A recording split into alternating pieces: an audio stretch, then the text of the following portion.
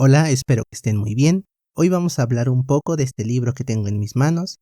Se llama Iván el Terrible, el Reinado del Terror, y pertenece a la colección Rostros del Mal, que a la fecha de publicación de este video se encuentra a la venta en México.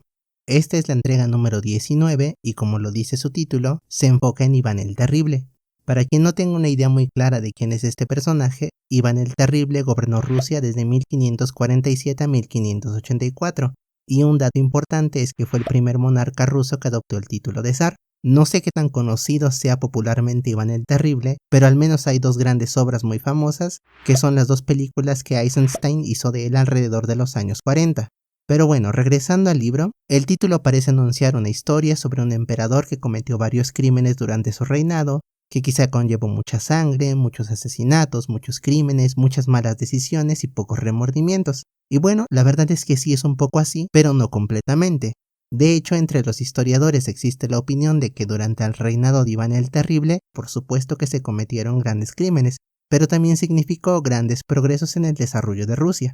En fin, el libro fue escrito por Eduardo Ribato, pero la verdad es que no he podido encontrar mucha más información sobre el autor, y la historia hace un recorrido en la vida del zar desde que era un niño hasta su muerte.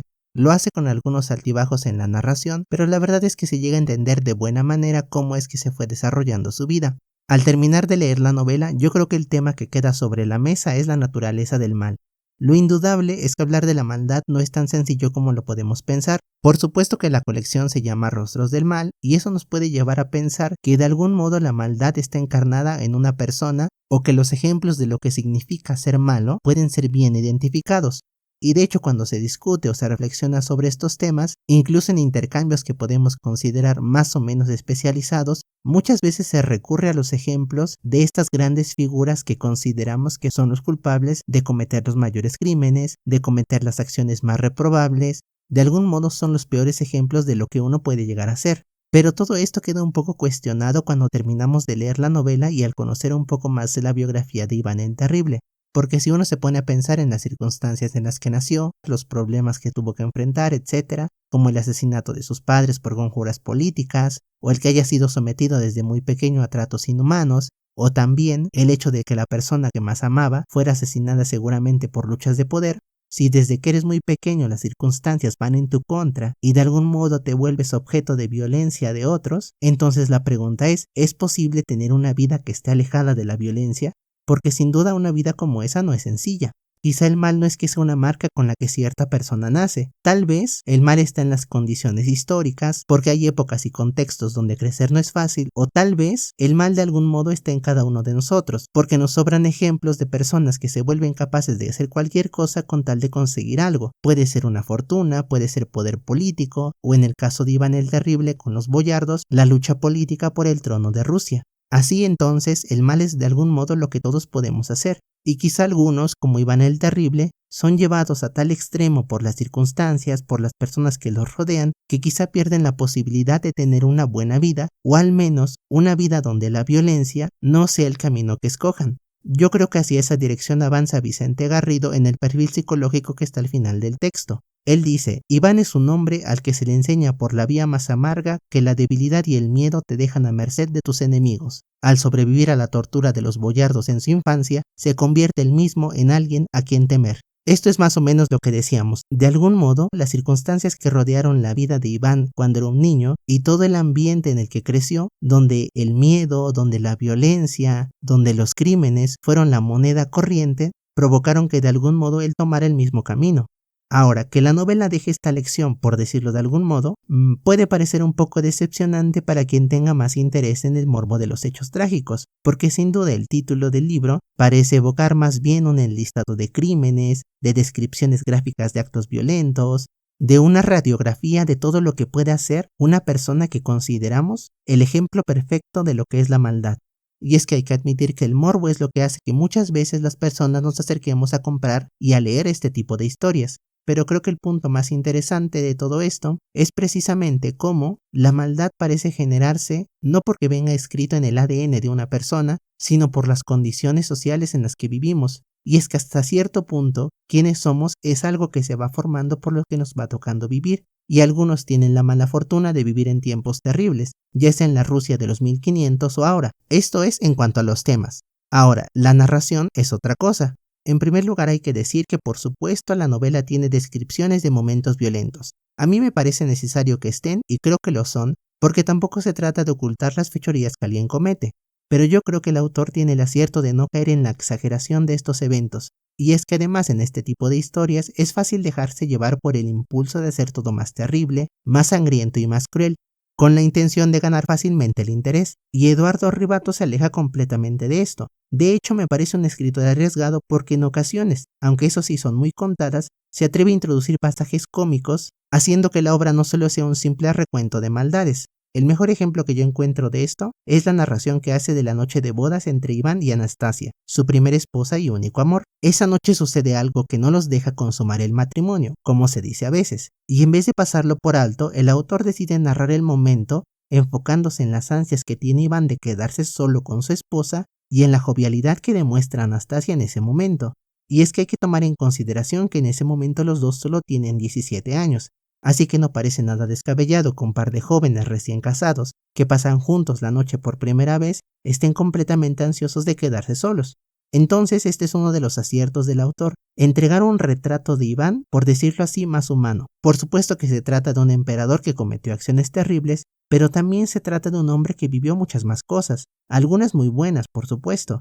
Y el asunto es que nada es blanco y negro, sino que hay matices, como en toda vida al final de cuentas. Pero aunque de algún modo el autor busca hacer un relato equilibrado, que no tienda hacia el morbo, que no se enfoque solo en los hechos trágicos, sin embargo me parece que la narración tiene varios aspectos que dejan varias dudas, sobre todo en la manera en que se va haciendo la narración. Al principio la novela es contada por un narrador omnisciente. Eso significa que el narrador nos puede referir cuáles son los pensamientos de Iván, cuáles son sus motivaciones, cuáles son sus deseos, cuáles son sus temores, etc. Nos puede dar de algún modo un panorama de todo aquello que está aconteciendo en él. Entonces lo que se consigue es que el lector se familiarice e incluso que sienta cierto afecto hacia el personaje. Además, Ribato usa algunos recursos interesantes. Por ejemplo, llega a narrar algunos sueños que tiene Iván para tratar de mostrarnos qué estaba sucediendo en el inconsciente del protagonista. Todo esto me parece digno de mención y creo que el relato consigue ser atractivo, consigue ser ameno, además de que tenemos mucha más información y llegamos a saber mucho más sobre el contexto en que vivió Iván. Sin embargo, más o menos a la mitad de la novela, el autor cambia el estilo de narración y empieza a usar cartas escritas por el mismo Iván o por algunos otros personajes. Mediante estas cartas se cuentan algunas de las empresas militares en las que participó el zar, así como el embarazo de su esposa y algunos otros momentos importantes. Y a decir verdad, aunque se comprende cómo va avanzando la historia, lo cierto es que quedan demasiados huecos. Por ejemplo, algo que me llamó la atención es lo que se refiere a la Prignina, que fue un territorio creado por Iván debido a varias cuestiones políticas, además del oso Prigni, que fue su guardia personal. Este es un evento importante no solo en la política rusa, sino en la biografía de Iván. Pero este evento se desarrolla solo con 3 cartas y da la impresión de que la narración pierde la calidad y el ritmo que había tenido, porque aunque entendemos más o menos el avance de la historia, lo cierto es que este pasaje, que es tan importante, a la larga puede llegar a no significar mucho para el lector, y entonces, al menos a mi juicio, yo creo que se pierde algo a lo que se le debió haber dedicado más atención. Ahora, no es que usar cartas como un recurso narrativo sea malo. Por supuesto, hay obras que se pueden construir de esta manera, por ejemplo, Drácula de Bram Stoker. Más bien lo que sucede en este caso es que la historia pierde el detalle que había estado teniendo. Y luego, un caso aparte son los últimos años de gobierno, que se narran hacia el final de la novela, el asesinato de su hijo y su muerte. Estos eventos se cuentan a través de la narración de un abuelo a su nieto. Entonces hay un cambio de narrador otra vez. Ya no es el narrador omnisciente del comienzo, ni tampoco son las cartas de primera mano que se nos refieren a la mitad de la novela. Ahora la narración es la de un narrador testigo, y lo peor de todo es que el abuelo que va contando la historia la cuenta de oídas, porque ni estuvo presente cuando sucedieron los eventos y además era muy pequeño cuando sucedió todo. Y una cosa que llama la atención también es que este narrador tiende a perderse en sus pensamientos, es decir, parece divagar mucho y parece no tener la claridad mental necesaria para poder referir de buena manera una historia. Entonces es el narrador menos confiable que se pudo haber usado. El fuego crepitaba en los ojos del abuelo, que había dejado de hablar. Abuelo, sigue contando, rogó el niño. El anciano se despertó de sus pensamientos. Mira, Sasha, me llevaron fuera de Moscú justo después del incendio.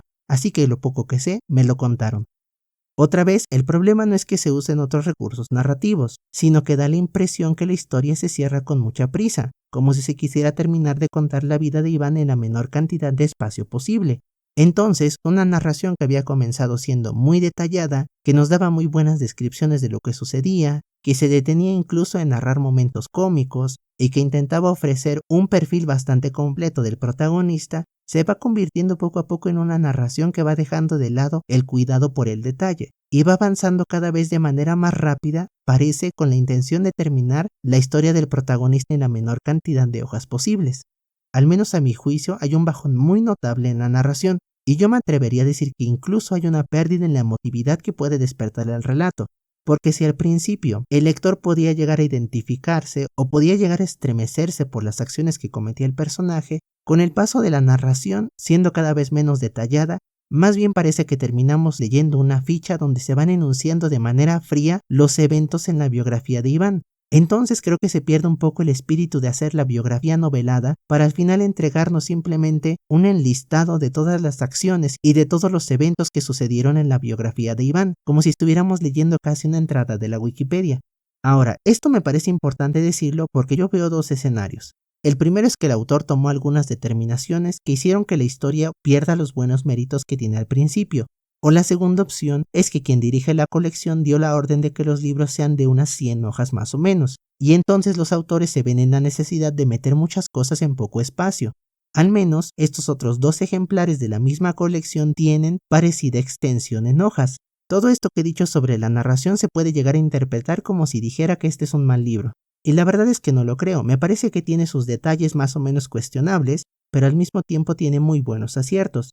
Sin duda me parece una buena opción de lectura para conocer un poco más sobre Iván el Terrible, sobre todo porque la bibliografía sobre él no es tan conocida y tampoco es de tan fácil acceso. Es un libro bien escrito, emocionante por momentos, arriesgado yo diría incluso, pero eso tampoco debe hacernos perder de vista que no es la gran obra. Ahora, en cuanto a la fiabilidad histórica, desde las primeras páginas se dice que el libro está basado en fuentes históricas. Lo cierto es que no son tantas, porque si revisamos al final de la novela solo nos encontramos con 3 libros mencionados en la bibliografía. En primer lugar, están referenciadas las cartas de Iván con Andrzej Kurbski en una edición italiana. Al principio puede parecer un libro inventado, pero no lo es. De hecho, si investigamos un poco en internet, en línea se puede consultar la versión en ruso. Y en segundo lugar, se menciona el libro Iván el Terrible de Isabel Madariaga, quien fue una historiadora muy preparada y publicó algunas obras importantes sobre la historia rusa. Entonces, aunque las fuentes históricas sean pocas, al menos la información es confiable. En cuanto a la edición hay muy poco que decir, porque es incuestionable que es un libro que está bien hecho, es pasta dura, se cuida que el tamaño de la letra sea accesible para todos, los márgenes en las hojas son amplios y además hay algunos detalles que le dan carácter a la colección, como estos pequeños cuchillos que separan las secciones, o también el diseño cuando comienza cada capítulo, que se asemeja al de un clásico archivo criminal. Por último, he encontrado una errata en la página 22, donde dice Shuisky le limitó a sorberse los mocos, supongo que debería decir se limitó a sorberse los mocos, para mantener la coherencia de la historia. Y eso es todo, hasta el siguiente video.